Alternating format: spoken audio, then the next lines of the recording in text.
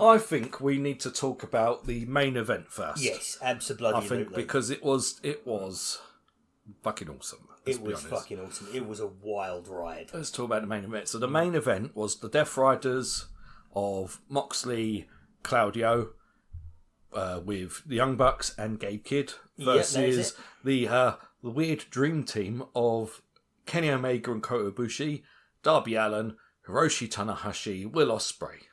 Yeah, otherwise known as the Walking Wounded. Walking Wounded, yeah. I mean, between them all, you've got Kenny Omega recovering from diverticulitis vertigo and apparently some stuff happening with his knees. Yeah, you've probably got two functioning wrestlers between the five of them, you know what I mean? Kota Ibushi, who hasn't moved properly since 2018. Hiroshi Tanahashi, whose knees...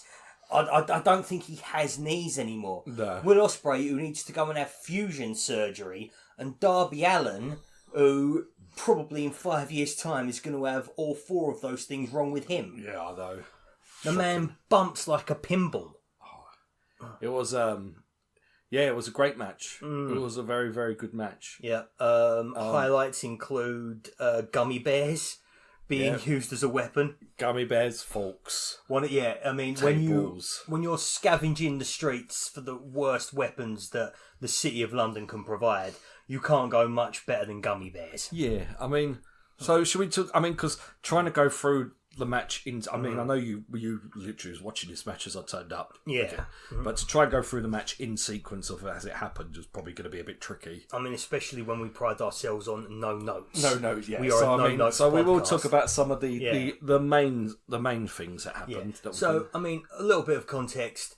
Will Ospreay has decided that he's going to make this match an unsanctioned match because him and half of the wrestlers on his team will not be sanctioned to they aren't medically cleared to compete. Yeah, so the match has to be unsanctioned.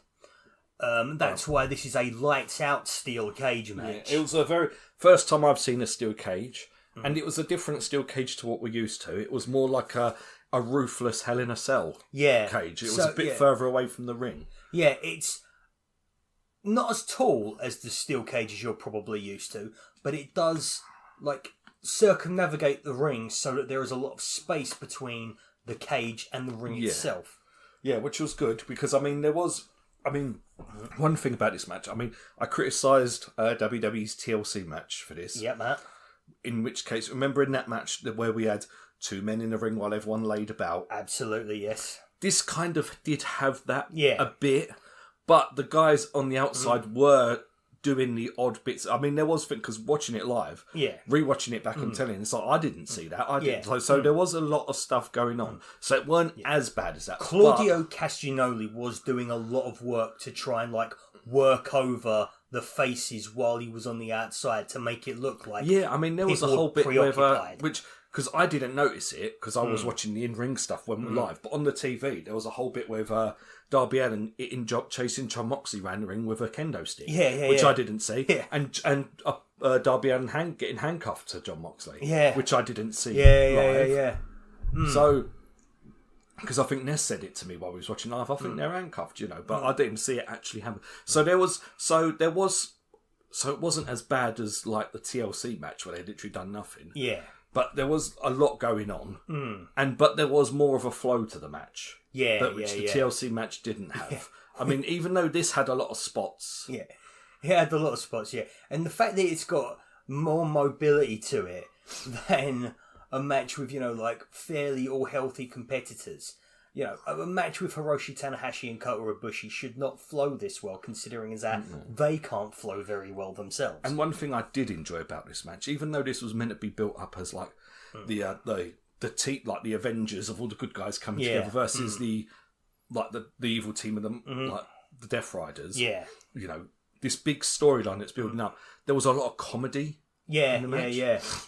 Yeah. So the Young Bucks. Okay, so the Young Bucks, for a bit more context. They've been going through a bit of a losing streak recently, and they are finding themselves being disrespected by the people they used to call employees when they were EVPs of the company.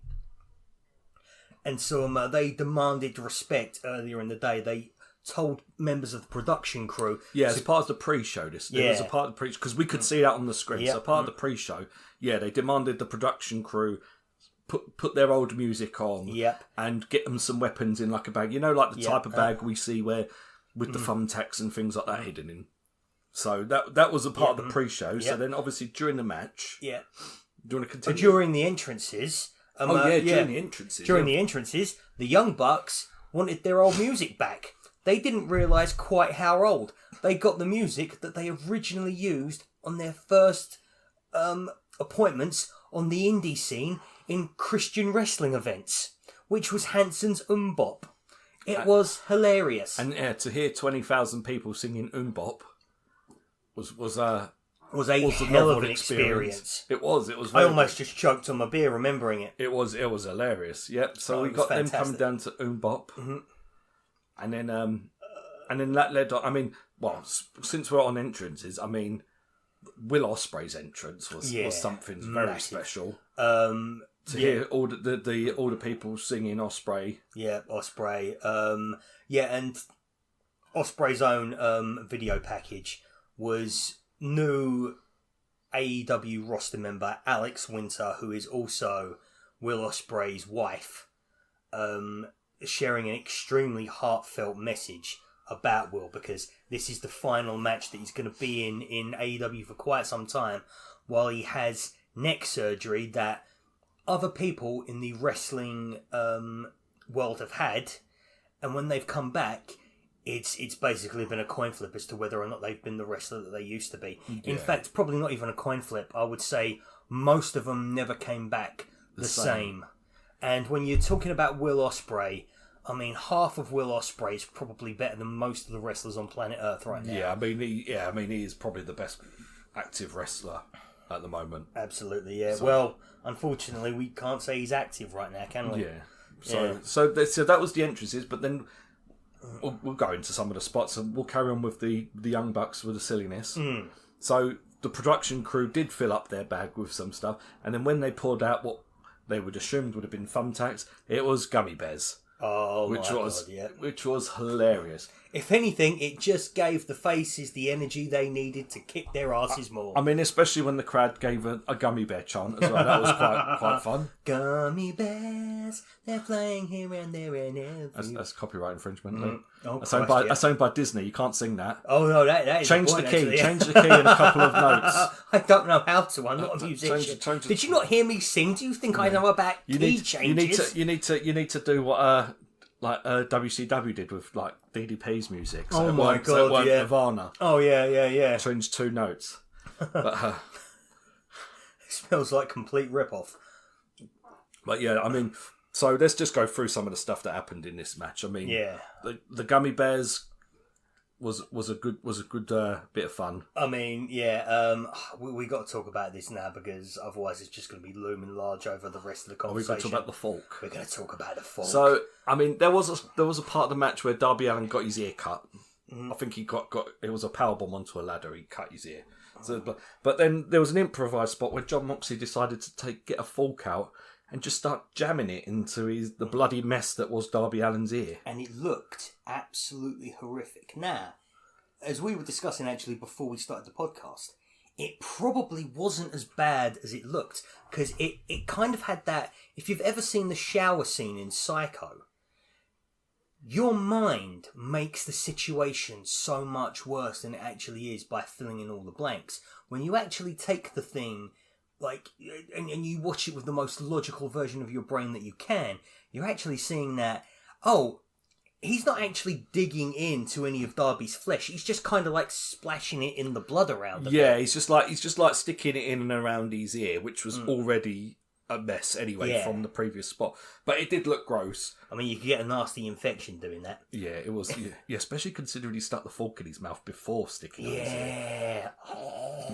Yeah, gross. So, I mean, so that was one of the great spots. Then we had a really fun, another comedy spot with Hiroshi Tanahashi, who was about to climb a ladder. He's about to climb a ladder, and then the faces all stopped him. Yes, and when the faces in question are Kota Ibushi and Will Ospreay, stopping who him, have murdered themselves multiple times wrestling matches, You know what Tanahashi was about to do was a bad idea. Yeah, so they stopped him, and then immediately after, Will Ospreay climbed the cage and did one of the most beautiful moonsaults off the cage. Oh my god, you could not have painted a better picture. It was a beautiful moonsault. Oh, also, the point where Hiroshi Tanahashi went, in quotation marks, running towards a barbed wire ridden table, but he does the spot where he stops right before it and then waves his arms around to show that he's losing balance, except for the fact that I think the fastest he got in that spot was about 2 miles per hour. Yeah. It's so good.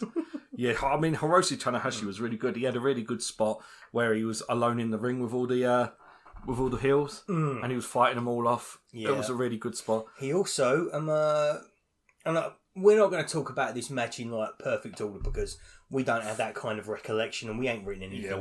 We're old. But Hiroshi Tanahashi, in his final appearance in England, in England, in an English professional wrestling ring, got the pin and won the day with a high fly flow. Yeah, that was a really good feel-good moment as well. Yeah, absolutely. It was a really feel-good moment. And then all the faces basically, they got up, they shook hands with each other, they had a really awesome time.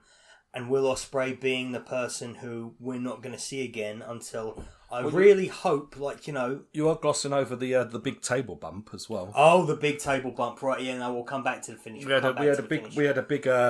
had a big table bump where Gabe Kidd and Darby Allin went flying off the top of the cage through 4 tables.